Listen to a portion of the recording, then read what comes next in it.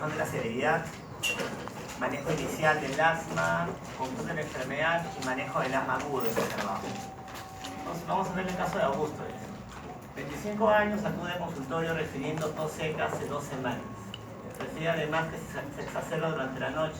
Dichos episodios suelen presentarse desde hace algunos años en los meses de septiembre y octubre, estacional. La mayoría de asmáticos sufren en la primavera, cambio de tiempo. Al examen similar.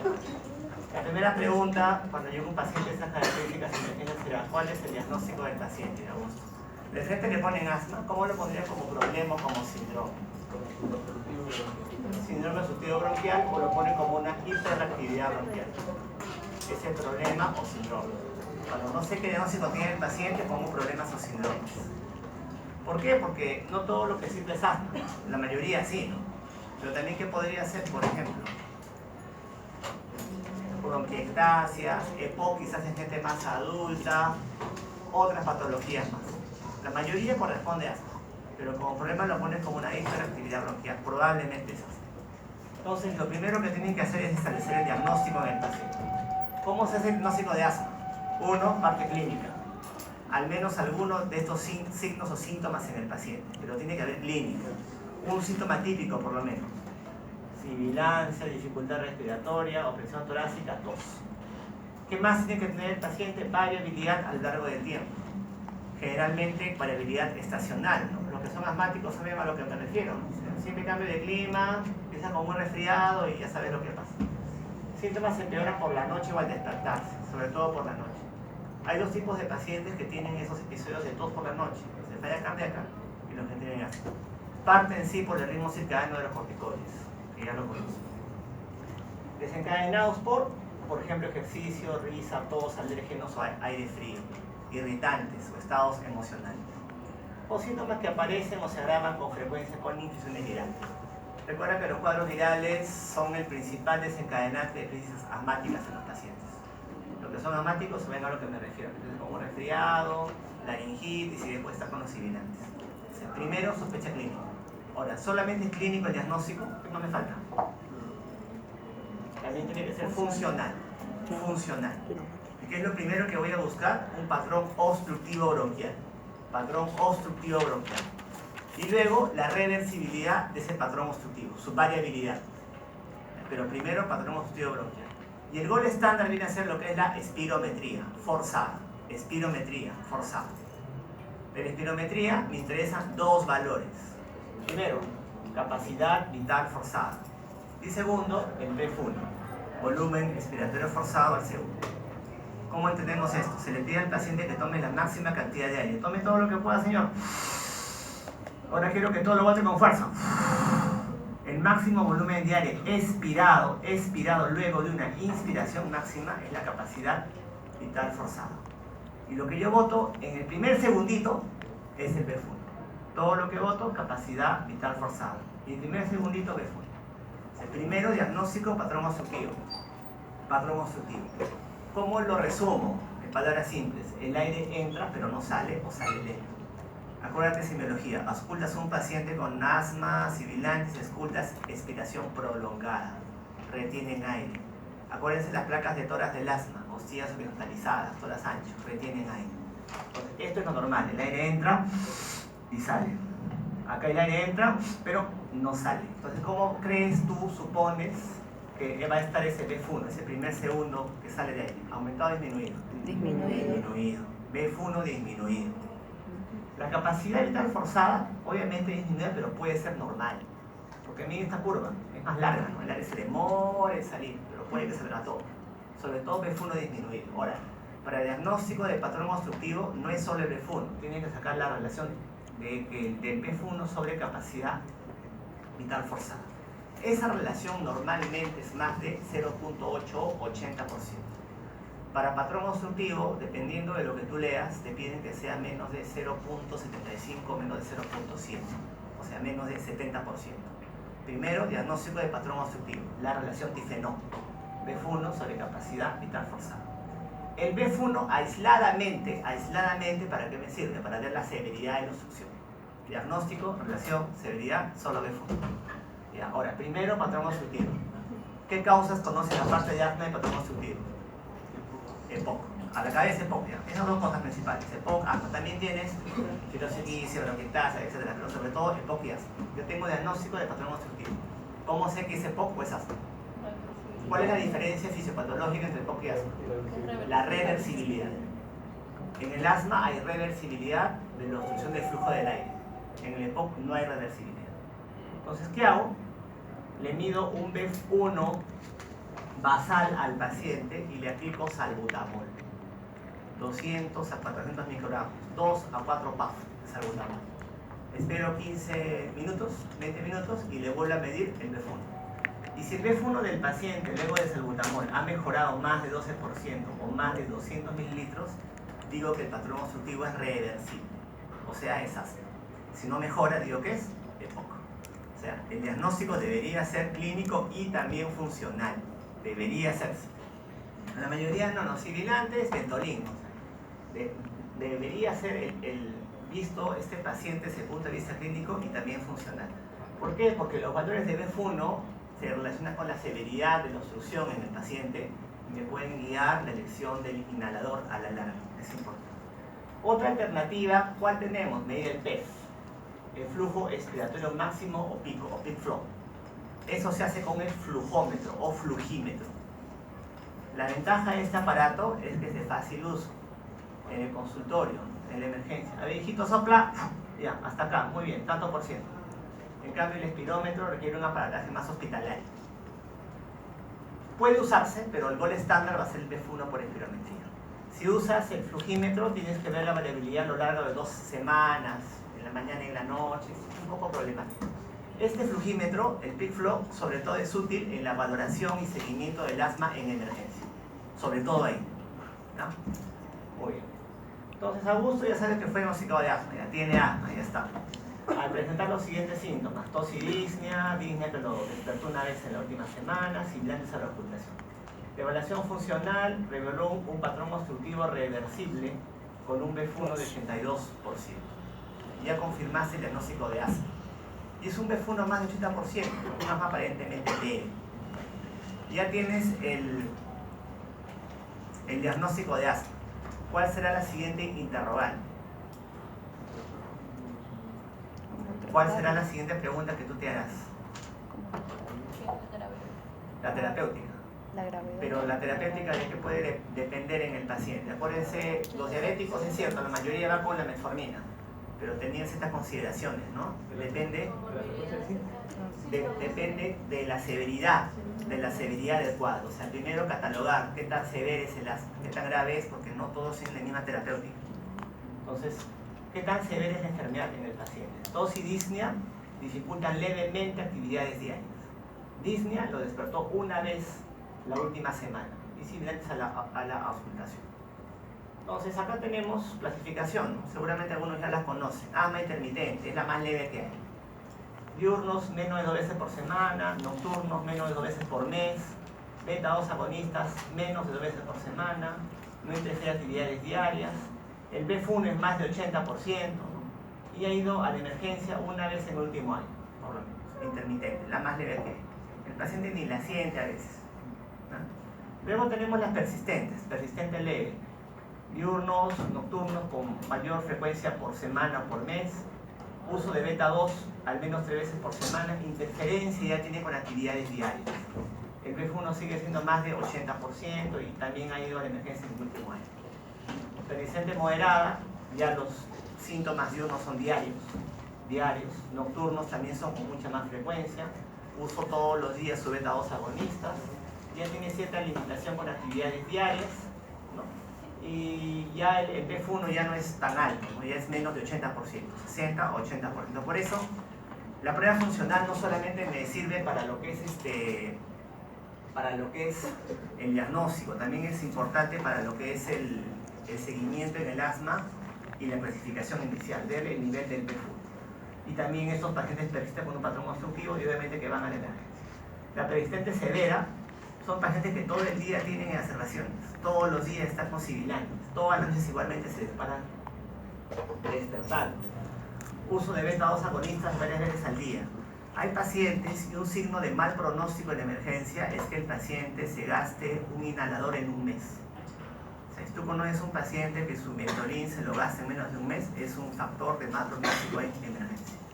¿Okay? Función pulmonar menos del 60% del PF1 y obviamente que va a emergencia. O sea, primero, catalogar al paciente según el cuadro clínico. Acá les tengo el resumen. Síntomas diurnos sin necesidad de los inhaladores, síntomas por la noche y los niveles del PF1. Más de 80% no hay mayor problema en este paciente. Menos de 60% ya hablamos de una asma persistente severa. En el paciente agudo, ¿cuál es el PF1? ¿Se acuerdan? 82%. 82% y había cierta interferencia con actividades diarias. Podríamos decir, después de catalogarlo, que es una asma persistente leve. Según lo que nos refirió el paciente. Entonces, primero diagnóstico, luego se le cataloga. Quedamos que es persistente leve. Muy bien. Entonces, ¿qué le vamos a administrar? Hay fármacos en dos grupos, fármacos de rescate. Estos fármacos alivian rápidamente al paciente, lo sacan de la crisis, las exacerbaciones. Sobre todo se usan en asma en emergencia y en exacerbaciones, en crisis asmáticas, en disney en el paciente. ¿Cuáles son? Beta-2 agonista de acción corta, salbutamol, fenoterol y anticolinérgicos como ipratropium. ¿Cuáles son los fármacos de rescate de elección? Beta-2 de acción corta y de forma ambulatoria, salbutamol. El nombre de salbutamol en Estados Unidos es albuterol, por si acaso. Ahí lo encuentran como albuterol. Fármacos de, digamos, estos se usan en el momento que el paciente va a la emergencia. Y tenemos también los fármacos controladores. Es un grupo inmenso de fármacos. Tenemos corticoides, beta-2, antileucotrienos, anticolinérgicos de acción larga como tiotropio, perfilina, estabilizadores de los mastocitos y terapia inmunológica, ¿no? Anti-IgE o omalizumab. Bueno. De estos fármacos controladores, ¿cuál es la piedra angular del manejo controlador? Los corticoides inhalados. Si el paciente no responde a corticoides inhalados, se le puede agregar beta-2 de acción larga. Los demás fármacos son alternativas, que se pueden dar añadidos a los corticoides o en reemplazo de estos, porque sabes que un corticoide sistémico también a veces a largo plazo que puede dar Cushing, osteoporosis. Entonces, para bajar la dosis de los corticoides sistémicos, puedo agregar algunos de estos fármacos. Un grupo de fármacos que salió como la gran cosa en el año 2000 fueron los antileucotrienos. Ya salió como en ese diabetes, ¿no? Como liraglutida, con igualito, ¿no? Antileucotrienos son los mejores, entonces todo el mundo empezó a dejar antileucotrienos. Cuando se les comparó con los corticoides, se dieron cuenta que no pasaba nada. Entonces, la piedra angular del manejo van a ser los corticoides inhalados. ¿Qué se le puede agregar? Beta-2 de acción prolongada. Agregada, nunca como monoterapia. Los demás fármacos son alternativas. ¿Cuándo podría ser, por ejemplo, una buena alternativa un antileucotrieno? Asma inducido por AINES. Y también es una alternativa en asma inducido por ejercicio, se ha visto. Pero ciertas poblaciones, no en general. Muy bien. Entonces, ¿qué tenemos? Un paciente con asma intermitente. Aquel paciente que hace episodios esporádicos de disney, ¿no? ¿Cuál va a ser la medicación para un paciente con asma intermitente? Tan solo le vamos a dejar beta-2 de acción corta a demanda. ¿Qué quiere decir? Toma tu salbutamol, tu Ventolin, ponlo en tu bolsillo y úsale cuando quieras usarlo. Punto. Nada más. Es la única terapéutica que se puede indicar en asma intermitente. Con eso basta. ¿Qué tenemos con el asmático persistente leve? Ya tenemos que dejar manejo controlador. ¿Qué dejamos? Un corticoide inhalado a dosis baja. Vamos a ver después qué es dosis baja. Muy bien. ¿Qué dejamos en el paciente con asma persistente moderada? Ya le sumamos, aparte del corticoide inhalado a dosis baja, un beta-2 de acción larga. Salmeterol, formoterol. ¿Qué pasa si tenemos de arranque un paciente con asma persistente severa? Le damos mayor dosis de corticoide inhalado. Y si no mejora con esto, se le puede agregar corticoides sistémicos a bajas dosis. Ese es el que viene ya a tu guardia con asma y su Cushing, ¿no es cierto? Pletora facial o ese con sibilante, ¿no? Porque toman corticoides sistémicos por largo tiempo. A bajas dosis, 7.5 prednisona, diario, pero ya son sistémicos. Entonces, no hay un manejo único inicial del asmático. Primero depende de la severidad del cuadro del paciente. Corticoides, dosis bajas, medianas, altas. ¿A qué se refiere eso? Mira, corticoides a dosis bajas de clometasona, acá en el Perú viene de 250 por puff. O sea, 1 o 2 puffs en dosis bajas al día. Puedes dejar un puff cada 12 horas, por ejemplo. Dosis altas serían 4 puffs, ¿no? 5 puffs. Budesonida viene de 100 y de 200, por ejemplo. Entonces, según la concentración del inhalador, tú le vas a indicar dosis bajas, media o altas. Esto es dosis diaria, baja diaria, ¿no? El puff acá, cada puff de Beclo viene de 250, o sea, sería un puff mañana y noche en el paciente.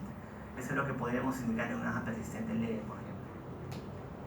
Fluticasona igual, ¿no? Si viene de 100, digamos, un puff mañana noche, ¿no? Al día 200 sería, dependiendo de cada paciente. No hay un corticoide inhalado que sea superior al resto, no hay. Puedes usar el que tú desees. ¿Qué tenemos con los beta-2 de acción prolongada? Como estos fármacos no se usan en monoterapia, vienen asociados ya a los corticoides en dosis fijas. Salmeterol suele ir asociado con fluticasona, el Seretide, ¿no? Que cuesta un montón de plata. Y el formoterol suele venir asociado a la budesonida, con dosis fijas. Acuérdense que esos fármacos nunca se usan en monoterapia, siempre asociados a los corticoides. Y ya los puedes usar desde la asma persistente, moderada para severa. Persistente leve no. Entonces ya saben con qué inhalador tienen que iniciar en cada paciente, dependiendo de la severidad. Seguimos con abuso. Entonces fue diagnosticado de asma, catalogado como persistente leve. Luego de un mes de tratamiento con salbutamol a demanda y fluticasona, un puff mañana y noche, dosis bajas, refiere que tan solo se despertó una vez durante todo el mes. Doctor, una vez no me he despertado, faltó el aire. Y solo fue necesario el uso de salbutamol un par de veces durante el día en el último mes. ¿Qué le dices? Es como que tu paciente con diabetes va con sus controles, ¿no? De hemoglobina glicosilada, entonces tienes que tomar una decisión.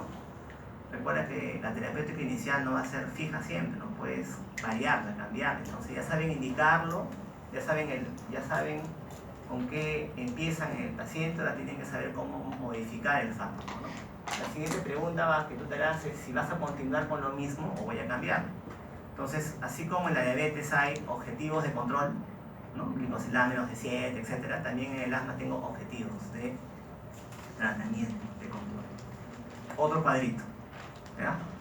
No controlado, parcialmente controlado, controlado. Todo paciente al diagnóstico es no controlado, todos. Los que vienen por crisis, no controlados. ¿Cuál es mi objetivo? Que esté acá, en controlados. Entonces, ¿cuál es un paciente controlado? El que no tiene síntomas diurnos, ninguno, ¿ah? El que no tiene síntomas nocturnos, el que no usa medicación de rescate y el que no tiene limitación de la actividad diaria. O sea, si tú te ciñes a este cuadro, mi idea es que Augusto está bien controlado o no está controlado. Puede estar quizás parcialmente controlado. Entonces no se está manejando bien todavía. ¿Qué tengo que hacer? Modificar la medicación. Modificar la medicación. Ya sabes indicarlo, ya sabes cómo controlarlo. Entonces, aparte de ver los niveles de control de asma que dice acá, evaluar también los factores de riesgo para un pobre control e intentar modificarlo. Hay algunos factores de riesgo en el paciente que podríamos modificarlos, porque si no los modificamos a la larga pueden hacer que el paciente presente recurrencias. Por ejemplo, alto uso de beta-agonistas, que tenga un F1 muy bajo, que no use corticoides inhalados adecuadamente. Es importante en cada consulta que el paciente, a ver señor, ¿cómo se pone su inhalador? ¿No? Algunos agarran desde lejos, nomás se lo ponen, ¿no? Entonces, enseñarle en todas las consultas cómo usar los medicamentos, ¿no? Si es un paciente ansioso, depresivo, también influye. Es decir, varias características que pueden influir en el éxito en el paciente a largo plazo, que debes identificarlas e intentar modificarlas. Uno de los marcadores que van a ustedes a ver por su cuenta, a revisar, es cuál es el impacto de la eosinofilia en esputo. Según el conteo de los eosinófilos en esputo, tú puedes decir si el paciente se va a controlar o no con los corticoides inhalados. Eso yo quiero que lo busquen ustedes. Entonces, hay varios factores de riesgo, aparte de los niveles de control, que tienen que reconocer en el paciente e intentar controlarlos. Muy bien. Entonces, volvemos al cuadro anterior. El paso 1 en un paciente, sobre todo con asma intermitente, es que empiece con beta-2 de acción corta a demanda. Digamos que es un asma intermitente. Empezaste con esto. ¿En cuánto tiempo lo citas? Al diabético en 3 meses, ¿no? Su glucosilada. Este paciente. En 2 a 4 semanas. Señor, en 2 a 4 semanas regreso. Quiero volver a ver. ¿Ya? ¿Para qué? Para ver si controló. ¿Y cómo te das cuenta que ha controlado? Con este cuadrito que les he puesto acá, de nivel de control. Y mi objetivo es que controle. Digamos que ese paciente con asma intermitente no controla. Voy a un segundo paso. Paso 2, le agrego corticoides inhalados a bajas dosis. Ya saben que baja dosis, o sea, lo manejo como un presente leve. Muy bien, señor. Regrese a las 4 semanas y le vuelvo a aplicar esa tabla. Y busco que controle el paciente. Si aún no controla, le agrego un beta-2 de acción larga. 4 semanas más. Si aún no controla, le aumento la dosis de corticoide inhalado. Ya saben que es una alta dosis. 4 semanas más, no controla, prednisona 7.5 miligramos diarios, por mucho tiempo, obviamente con riesgo de que haga complicaciones secundarias a los corticoides. Aunque 7.5 es una dosis fisiológica, pero igual, tiene que tener cuidado. Entonces, si nuestro paciente estaba en el paso 2, ¿no? Acá arrancó como una persistente leve y no controla, ¿cuál sería el siguiente paso? Agregarle un beta-2 de acción larga, salmeterol o formoterol. Le agrego a la terapéutica y lo controlo 4 semanas más. Muy bien, el caso de Augusto. Augusto con diagnóstico de asma, tratamiento con fruticación de salmeterol, ya le agregué. Pregunta por cuánto tiempo va a recibir la medicación. Una pregunta importante. ¿Cuánto tiempo voy a estar nosotros con mis inhaladores? Depende de la severidad inicial. Vamos a ver. Si el paciente se ha quedado en el paso 2 como Augusto, perdón, él estaba en el 3, ¿no es cierto? Pero si era un paciente que controló sus síntomas con el paso 2, o sea, un paciente que controló los síntomas solo con el corticoide por vía inhalada, puedes pensar en suspender la terapéutica si está al menos 6 a 12 meses asintomático y no tiene factores de riesgo que les he mencionado. O sea, si está 6 a 12 meses asintomático tu paciente y solamente estaba recibiendo un corticoide inhalado, tú puedes pensar en quizás suspender esa medicación, siempre y cuando no tenga factores de riesgo, ¿no? Si tienes factores de riesgo tienes que continuar. Es una enfermedad crónica, ¿no? Como la hipertensión física. Pero si es un paciente que ya avanzó en la progresión de los fármacos, estaba como nuestro paciente en paso 3, 4, 5, ahí ya suspender va a ser un poco más complicado. Por lo menos tiene que estar con esa medicación que le he dejado 3 meses. Y a los 3 meses, según cómo vaya tu paciente, vas a evaluar la posibilidad de disminuirle la dosis de los corticoides inhalados en un 50%. Si estaba en alta dosis, mediana dosis quizás, o baja dosis, y lo deja por 3 meses más. O sea, esos corticoides inhalados, ese manejo controlador, por lo menos tiene que quedarse 3 a 6 meses, dependiendo de la severidad inicial del paciente.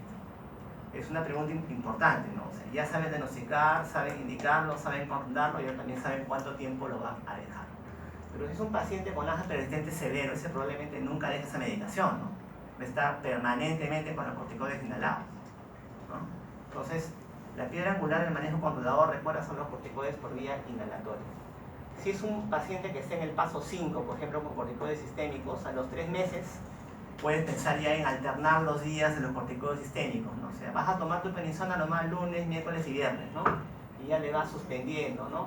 O otra opción es disminuirle los corticoides sistémicos y agregarle antileucotrienos, por ejemplo. Recuerda que los fármacos alternativos están para eso, son alternativas a los fármacos de base, para que quede claro. Seguimos con el paciente. Fue diagnosticado de asma, catalogado inicialmente como persistente leve, pero no tener adecuado control, se le agregó salmeterol. 3 semanas no presentó síntomas, ¿no? Sin embargo, justo antes de su control, presentó un resfriado, pero que un día después le desencadenó una observación que lo llevó a emergencia. ¿Quién no ha tenido eso? Bueno, que son asmáticos, ya sabes que te resfrías y ya fuiste, bueno, ya sé qué me pasa en la siguiente semana. Entonces, ¿cuál será la medicación de elección en un paciente con asma exacerbado? Si para el manejo a largo plazo son los corticoides inhalados, en un asma agudo, ¿cuáles son? Los beta-2 de acción corta. Los métodos de acción corta es el manejo de rescate del asma. Y para el manejo a largo plazo controlador, los corticoides sistémicos. Muy bien. ¿Qué medidas, qué alternativas contamos en el manejo de emergencia del asma? Obviamente suplementos de oxígeno, beta-2 de acción corta, como salbutamol o fenoterol, corticoides sistémicos. Si digo sistémicos me refiero a vía oral o vía parenteral. También se pueden usar anticolinérgicos de acción corta como ipratropio y otras alternativas menos usadas. Por ejemplo, adrenalina. Adrenalina se usaba hace mucho tiempo para el asma en emergencia. Hace mucho tiempo se usaba. Yo sabía que se ponía por vía endovenosa incluso. Ahora, adrenalina en el asma solamente tiene una sola indicación. ¿Cuál creen que es? Asma asociado a anafilaxia o angioedema. Ponte, eres asmático y en la tarde después de la clase vas a comer sushi, sashimi, te dan cangrejo, te dan ronchas urticarias sibilantes, adrenalina. O sea, es la única indicación del asma actualmente. Hace mucho tiempo yo sé que se usaba incluso por vía endovenosa, lo ponemos peligroso, te da ritmo, ¿no? Aminofilina ya no se usa y sulfato de magnesio es una alternativa en asma severo. Una sola dosis de sulfato de magnesio te mejora la acción de los broncodilatadores. Vamos a comentarlo más adelante. Son las alternativas que tenemos en el paciente. Entonces, oxígeno, mantener una saturación entre 93 a 95% en el paciente. Agarras un saturómetro, mantienes en esa saturación. ¿Con qué dispositivo? Eso lo vamos a ver en la práctica. Beta-2 de acción corta, ya lo que tienen que saber. Alternativas, o nebulizados o con aerocámara. En asma leves a moderada, la evidencia señala que no hay diferencia entre nebulización o aerocámara. En asmas severas en emergencia, quizás podrás preferir la nebulización. Sin embargo, se estila en emergencia usar siempre nebulización. También por un tema de placebo en el paciente, ¿no? Se siente más tranquilo con su aparato y el gas que le sale en la cara, ¿no? Que con su gaseador, digamos, me están engañando. Entonces, es un tema más de aceptación también por el parte de ese paciente. Pero, por ejemplo, ustedes en su serum, que no tiene nebulizador, pueden tranquilamente manejar una crisis asmática con aerocámara. ¿Ya? ¿Qué tenemos? Salbutamol o fenoterol, cualquiera de los dos. Cualquiera de los dos. Habían estudios previos hace tiempo que habían asociado por ahí mortalidad a fenoterol. No pasa nada, lo puedes usar sin problemas. La dosis es de 2.5 a 5 miligramos. Cada mililitro de salbutamol trae 5 miligramos. Un mililitro es ¿cuántas gotitas? 20 gotas. 20 gotas, un mililitro. ¿Cuántas dosis han visto ustedes que dejan a los asmáticos en emergencia? ¿Cuántas gotas de fenoterol o salbutamol? De 5 a 10. ¿Qué te parece esa dosis? Subterapéutica, pues, recontra subterapéutica, ¿no? O sea, debe ser 10 a 20 gotas, o sea, 10 a 20 gotas de fenoterol o de salbutamol. Cada 20 minutos, por 3 veces, en una hora. No tengo salbutamol, 4 a 10 puffs con aerocámara. Cada 20 minutos por una hora. Esto lo pueden hacer en el celular. Pero cámara, 5 pa. Respira el paciente, respira nuevamente cada 20 minutos por una hora. ¿Qué más tenemos acá? Adrenalina, ya saben su uso, ¿no? Asma asociado a anafilaxia o angioedema, solamente ahí tiene evidencia. Porque es un fármaco, puede ser arritmogénico, puede tener problemas. Corticoides sistémicos, me refiero a oral o parenteral. Lo que me va a sacar al paciente de la crisis va a ser el beta-2. El beta-2 me saca al paciente de la crisis. ¿Ya? ¿Cuál es la función de este fármaco? De corticoide sistémico. Evitar que la crisis recurra. O sea, que llega a tu guardia a tu paciente, le das sus nebulizaciones y le das de alta y que no regrese a tu guardia. Bueno, si regresa, pues al siguiente turno, ¿no? Pero no que no vuelva a tu guardia. Entonces, la función de estos fármacos es evitar que la crisis recurra. Entonces, ¿cuál es la indicación? Prednisona, 50 miligramos vía oral, una vez al día o su equivalente parenteral. No justifica el uso de corticoides parenterales. Por ahí van a ver, ¿no? Dexametasona, hidrocortisona. No justifica. Porque la función es simplemente evitar que la crisis recurra. Lo que va a sacar al paciente de la crisis es el beta-2. Se deja por 5 o 7 días, no más. Pero todo paciente al alta de emergencia tiene que salir con sus corticoides. porque si no la crisis puede recurrir en el paciente. ¿Qué más tenemos de opciones? Corticoides inhalados.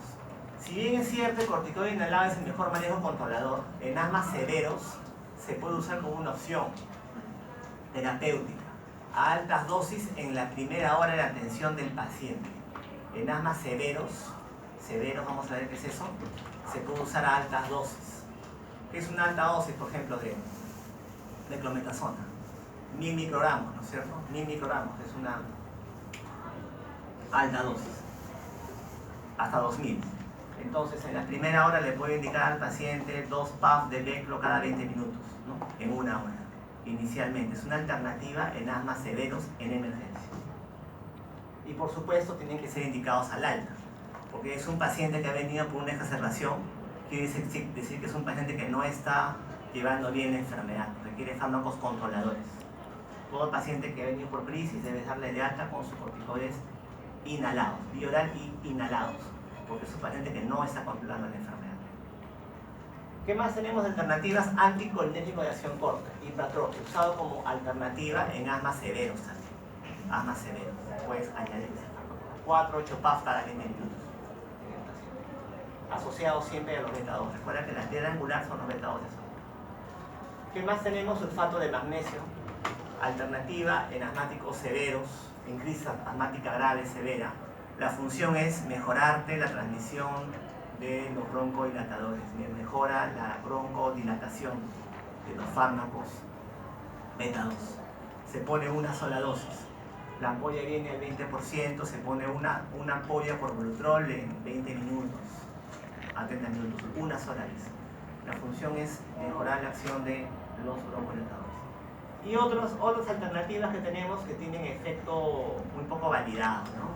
Hay la costumbre de todo asmático, antibióticos, no solamente si en la placa hay una evidencia de una neumonía, una infección sino no. Beta-2 de acción larga no sirve, tampoco los antidepotrientos. En asma agudo, emergencia, estamos diciendo.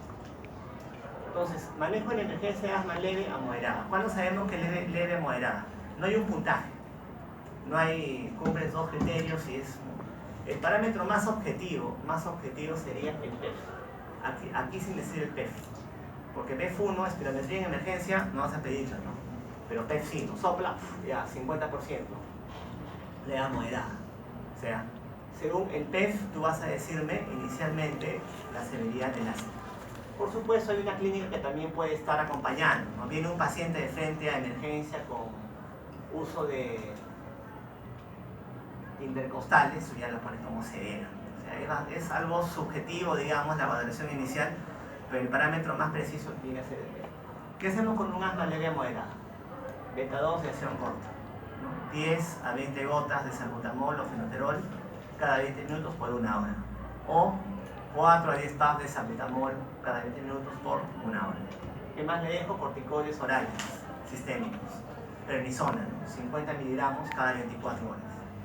No justifica la vía parenteral salvo que el paciente tenga intolerancia oral. Considerar bromuro y ipratropio. ¿Qué significa la palabra considerar? Ve tú si lo vas a hacer o no. Depende de ti.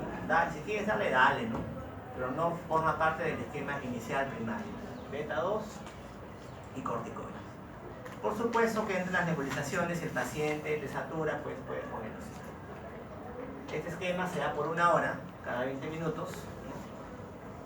Los beta-2 se le reevalúa al paciente, si se siente mucho mejor, tiene un BF1 más del 60%, se le da de alta, con corticoides sistémicos. Y una vez que los acabe, con corticoides inhalados. Un paciente que tiene emergencia exacerbada es un paciente mal controlado. Así manejamos el asma en emergencia leve a moderada. ¿Qué hacemos con el asma severa? Viene el paciente encorvado, agitado, taquipnéico, politiraje, taquicárdico, satura baja, PEF menos de 50. Igual, beta-2 de acción corta, acá ya le pongo ipratropio. Ahí le puse la dosis, ¿no? 4, 8 puffs cada 20 minutos por aerocampo. Corticoides orales, acá para entrarles quizá por lo que el paciente no puede ni siquiera ingerir nada. Acá considera sulfato de magnesio, al 20%, una sola ampolla una vez para mejorar la transmisión de los broncodilatadores.